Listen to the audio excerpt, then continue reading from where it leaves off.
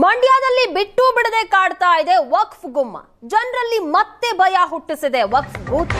ರಾಜ್ಯ ಸರ್ಕಾರದ ಎಡವಟ್ಟಿಗೆ ರೈತರು ಕಂಗಾಲಾಗಿದ್ದಾರೆ. ಮಂಡ್ಯದಲ್ಲಿ ವಕ್ಫ್ ಬೂತ್ ಬಿಟ್ಟು ಬಿಡದೆ ಕಾಡ್ತಾ ಇದೆ. ಜನರಲ್ಲಿ ಮತ್ತೆ ಭಯ ಹುಟ್ಟಿಸ್ತಾ ಇದೆ ವಕ್ಫ್. ರಾಜ್ಯ ಸರ್ಕಾರದ ಎಡವಟ್ಟಿನಿಂದಾಗಿ ಈಗ ರೈತರು ಕಂಗಾಲಾಗಿದ್ದಾರೆ. ಆರ್ಟಿಸಿಯಲ್ಲಿ ವಕ್ಫ್ ಬೋರ್ಡ್ ಹೆಸರನ್ನ ನಮೂದು ಮಾಡಲಾಗಿದೆ.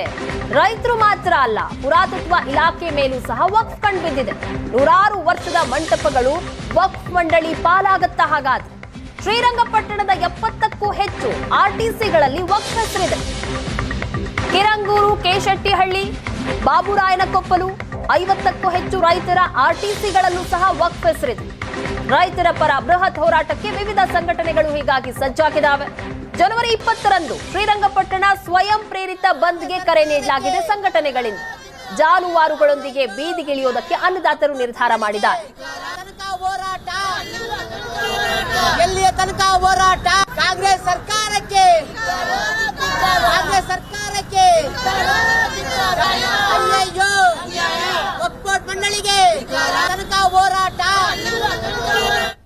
ಮಂಡ್ಯ ಜಿಲ್ಲೆಯಾದ್ಯಂತ ಏನು ರೈತರ ಆರ್ಟಿಸಿಗಳಲ್ಲಿ ವಕ್ಫ್ ಮಂಡಳಿ ಅಂತ ಒಂದು ಭೂತ ಇವತ್ತು ಸೇರ್ಕೊಂಡಿರೋ ಒಂದು ವಿರುದ್ಧವಾಗಿ ಮಂಡ್ಯ ರಕ್ಷಣೆ ವೇದಿಕೆಯಿಂದ ಮತ್ತು ರೈತರುಗಳೆಲ್ಲ ಸೇರಿ ಇವತ್ತು ಪ್ರತಿಭಟನೆ ನಂಬ್ಕೊಂಡಿದ್ದೀವಿ. ಏನು ಈ ಕೆಲವು ಹಿಂದೆ ಇದ್ದಂಥ ಸರ್ಕಾರಗಳು ರೈತರ ಪರವಾಗಿ ರೈತರ ಕಣ್ಣೀರು ಒರೆಸೋಂಥ ಪ್ರಯತ್ನ ಮಾಡ್ತಾ ಇದ್ವು. ಆದರೆ ಈ ಕಾಂಗ್ರೆಸ್ ಸರ್ಕಾರ ಬಂದ ಮೇಲೆ ರೈತರ ಕಣ್ಣೀರಲ್ಲಿ ರಕ್ತ ಬರುವಂಥ ಪ್ರಯತ್ನ ಮಾಡ್ತಾ ಇದೆ. ಏನು ನಾವು ವ್ಯವಸಾಯ ಮಾಡ್ಕೊಂಡು ಜೀವನ ನಡೆಸ್ತಾ ಇದ್ದೀವಿ ರೈತರುಗಳು, ಆ ಒಂದು ಜೀವನದಲ್ಲಿ ವಕ್ಫ್ ಬೋರ್ಡ್ ಅನ್ನೋದು ಭೂತ ಒಕ್ಕಿ ಇವತ್ತು ದಿನ ರೈತರನ್ನ ಕಂಗಾಲ್ ಮಾಡಿದ್ದಾರೆ. ಮತ್ತು ಇಲ್ಲಿರೋಂಥ ಪ್ರವಾಸಿ ತಾಣಗಳಲ್ಲಿ ಏನು ರಾಜಕಾಲದಿಂದ ಬಂದ ಸ್ಮಾರಕಗಳು, ಗೋಪುರಗಳು ಸಹ ಇವತ್ತು ವಕ್ಫ್ ಬೋರ್ಡ್ನಲ್ಲಿ ಸೇರಿದೆ ಅಂತ ಹೇಳಿ ಗ್ರಂಥಾಲಯಗಳೆಲ್ಲ ಸೇರಿ ಇವತ್ತು ದಿನ ಎಲ್ಲ ಸೇರಿದೆ. ಇದರಿಂದ ನಾವು ದಿಕ್ಕಾಪ್ರಾಂತ ಆಗಿದ್ದೀವಿ. ಏನು ಕಾಂಗ್ರೆಸ್ ಸರ್ಕಾರ ಇವತ್ತು ಒಂದು ರಾಜ್ಯ ಮಟ್ಟದಲ್ಲಿ ಸರ್ಕಾರ ಬಂದ ಮೇಲೆ ಕೊಡುಗೆಗಳು ನೀಡಿ ಜನಗಳನ್ನ ಯಾಮಾರಿಸಿ ಇವತ್ತಿಂದ ರೈತರುಗಳಿಗೆ ಬೀದಿ ತಳ್ಳುವಂಥ ಪ್ರಯತ್ನ ಮಾಡ್ತಾರೆ. ಸರ್, ರೈತರಿಗೆ ಇಲ್ಲಿ ಆರ್ಟಿಸಿಗಳಲ್ಲಿ ಇಲ್ಲಿವರೆಗೂ ನಾವು ನೋಡದೇ ಇರುವಂಥದ್ದು ಆರ್ಟಿಸಿಗಳಲ್ಲಿ ವಕ್ಫ್ ಬೋರ್ಡ್ದು ನೇಮು ಬರೋದಕ್ಕೆ ಶುರುವಾಗಿದೆ. ಜೊತೆಗೆ ಪ್ರಾಚೀನ ವಸ್ತು ಸಂಗ್ರಹಾಲಯ ನಮ್ಮ ಶ್ರೀರಂಗಪಟ್ಟಣದ್ದು ಕೋಟೆ ಮತ್ತು ಇಲ್ಲಿ ಕಿರಂಗೂರು ಮತ್ತು ಗಂಜಾಂ ಮತ್ತು ಶ್ರೀರಂಗಪಟ್ಟಣದ ಸುಮಾರು 70ಕ್ಕೂ ಹೆಚ್ಚು ರೈತರ ಆರ್ಟಿಸಿಗಳಲ್ಲಿ ಆ ವಕ್ಫ್ ಬೋರ್ಡ್ದು ನೇಮು ಬರ್ತಾಯಿದೆ ಆರ್ಟಿಸಿನಲ್ಲಿ. ಆದರೆ ಋಣಗಳಲ್ಲಿ ಬರ್ತಾಯಿದೆ. ಇದು ನಮಗೆ ಗೊಂದಲಕ್ಕೀಡು ಮಾಡಿರೋದು. ಆರ್ಟಿಸಿನ ತೆಗೆಸಿದ್ರಲ್ಲಿ ಋಣಗಳಲ್ಲಿ ಬರುತ್ತೆ. ಇವ್ರು ಯಾವ ಋಣ ನಮಗೆ ಕೊಟ್ಟವರೇ ಗೊತ್ತಿಲ್ಲ.